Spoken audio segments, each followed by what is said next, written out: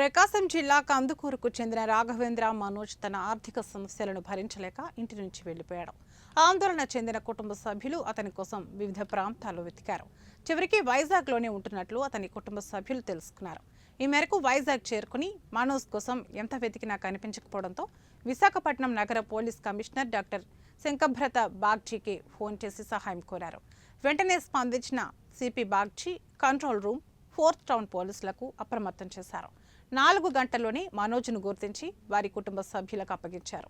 పోలీసులు స్పందించిన తీరుకు మనోజ్ కుటుంబ సభ్యులు, స్నేహితుడు లక్ష్మీ నరసింహ, విశాఖపట్నం నగర పోలీస్ కమిషనర్ శంఖభ్రత బాగ్జీ, విశాఖ నగర పోలీసులకు ప్రత్యేక కృతజ్ఞతలు తెలిపారు. గారు వితిన్ 4 అవర్స్లో మా ఫ్రెండ్ని ట్రేస్ అవుట్ చేయగలిగారు.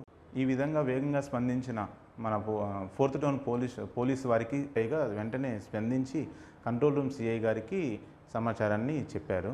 కంట్రోల్ రూమ్ సిఐ గారు ఫోర్త్ టౌన్ పోలీస్ స్టేషన్కి ఫోన్ చేసి మాకు బ్లూ కార్డ్ పోలీస్ వాళ్ళ కానిస్టేబుల్ అప్పారావు సార్ని లైన్లో ఫోన్ నెంబర్ ఇచ్చి మేము కానిస్టేబుల్ గారు వితిన్ 4 అవర్స్లో మా ఫ్రెండ్ని ట్రేస్ అవుట్ చేయగలిగారు. ఈ విధంగా వేగంగా స్పందించిన మన ఫోర్త్ టౌన్ పోలీస్ వారికి, కంట్రోల్ రూమ్ సిఐ గారికి మరియు మన వైజాగ్ సిపి గారికి ప్రత్యేక ధన్యవాదాలు తెలియజేస్తున్నాను. Thank you sir. నా పేరు లక్ష్మీ నరసింహ. మా స్వర్గ్రామం కందుకూరు, ప్రకాశం జిల్లా. నా స్నేహితుడు రాఘవేంద్ర మనోజ్ ఆర్థిక పరిస్థితుల దృష్ట్యా తను ఇంట్లో నుంచి